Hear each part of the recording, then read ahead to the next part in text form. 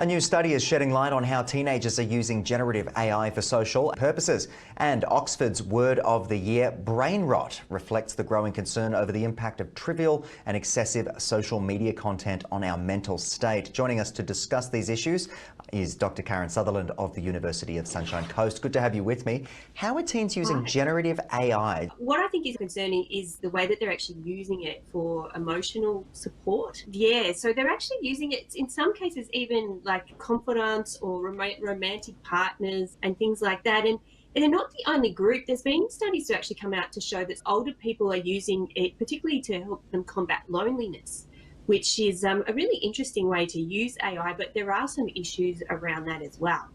Of course, and certainly we've seen some really dire examples of AI resulting in the death of people just by chatting to them, a young man. But it's very concerning. I'm curious to know a little bit more about the risks associated with its use and what we're seeing.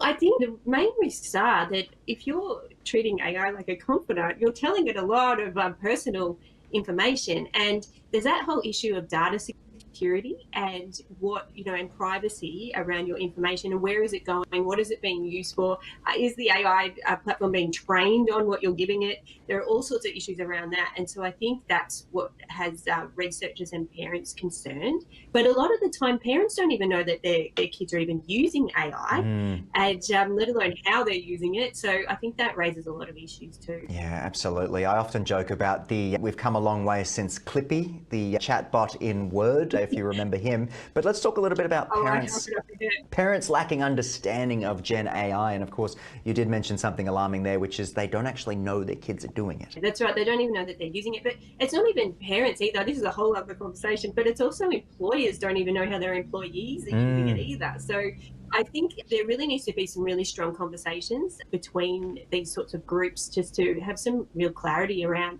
if they're using it, how they're using it, and the dangers around it, because the platforms themselves, they haven't got to that yet. They haven't created sort of measures for or parental controls or anything of that nature. But yeah, it's a real issue.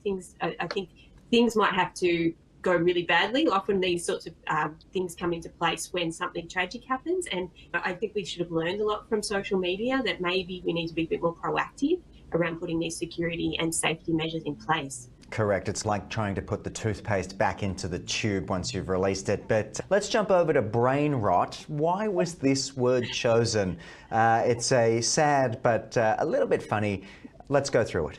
Look, it was the term itself isn't new. The term itself, from my research, it was actually coined by Henry David Thoreau in 1854, but it's really become part of the vernacular now. And its use has actually grown by 230%, according to Oxford, who do this sort of research into what the most popular words are.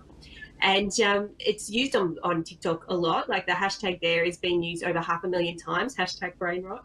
But it's really there to describe the mindless scrolling and its impacts that it can actually have by just sitting there and absorbing and immersing yourself in a lot of mindless content. While entertaining, it can have its impacts. Absolutely. It's interesting to think about how that would have evolved over time. The fact that it was, I think, what did you say, the 1800s when it first came about? Yeah. I immediately pictured flicking through channels on television. In the 90s, you're just flicking through. Now we're doing this perhaps in bed, right up close to our faces. But what does its rise say about online habits at the moment? It is a little worrying when I think it's become just more accepted. That's how we're using social media. There's even a name for it now, and it's a joke and that sort of thing. But really, what I think it comes back to is that we're not using social media and technology with intention. We're just using it to fill in the time.